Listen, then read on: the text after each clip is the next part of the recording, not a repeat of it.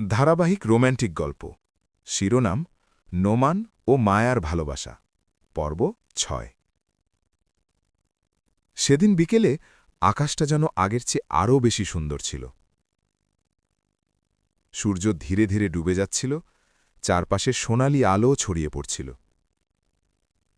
ঠিক সেই জায়গায় যেখানে প্রথম দেখা হয়েছিল, নোমান দাঁড়িয়েছিল মায়ার অপেক্ষায়। তার হাতে ক্যামেরা, কিন্তু আজ সে কোনো ছবি তুলতে আসেনি। আজ সে এসেছে তার জীবনের সবচেয়ে গুরুত্বপূর্ণ মুহূর্তটা ধরে রাখতে, মনের ভেতরে। কিছুক্ষণ পর মায়া আসল। ধীরে ধীরে হাঁটতে হাঁটতে সে নোমানের সামনে এসে দাঁড়াল। আজ তার চোখে অন্যরকম একটা অনুভূতি, ভালোবাসা আর বিদায়ের মিশ্রণ। নোমান মৃদু হেসে বলল, তুমি এসেছ? মায়া মাথা নেড়ে বলল, আমি না এসে পারতাম?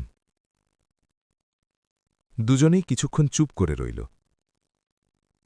বাতাসে এক অদ্ভুত নীরবতা, যেন প্রকৃতিও তাদের বিদায়ের কথা অনুভব করছে।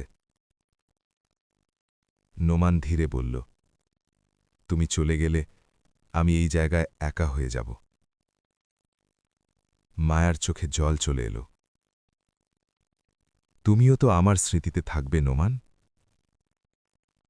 নোমান তার ক্যামেরাটা তুলে ধরল। শেষবারের মতো একটা ছবি। মায়া মৃদু হাসল, কিন্তু সেই হাসির ভেতরে লুকিয়েছিল কষ্ট। ঠিক আছে, কিন্তু এটা হবে আমাদের সবচেয়ে বিশেষ ছবি। নোমান ছবি তুলল।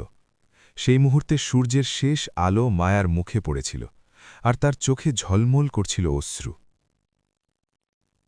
ছবি তোলার পর মায়া বলল, এই ছবিটা কখনো মুছবে না, ঠিক আছে?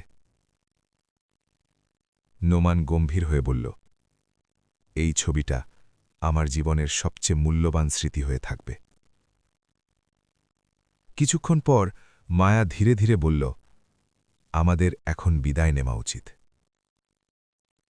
নোমানের বুকটা হঠাৎ ভারী হয়ে উঠল। এটাই কি সত্যি শেষ? মায়া চোখ মুছে বলল, হয়তো, বা হয়তো না। যদি ভাগ্য চায়, আবার দেখা হবে। নোমান কিছু না বলে মায়ার দিকে তাকিয়ে রইল। সেই দৃষ্টিতে ছিল হাজারো না বলা কথা।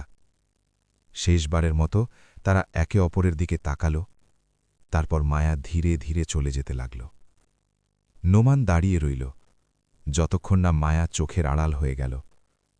সেদিন সূর্য ডুবে গেছিল, কিন্তু নোমানের জীবনে যেন এক নতুন অন্ধকার নেমে এল। তবে সে জানত না, এই গল্প এখানেই শেষ নয়।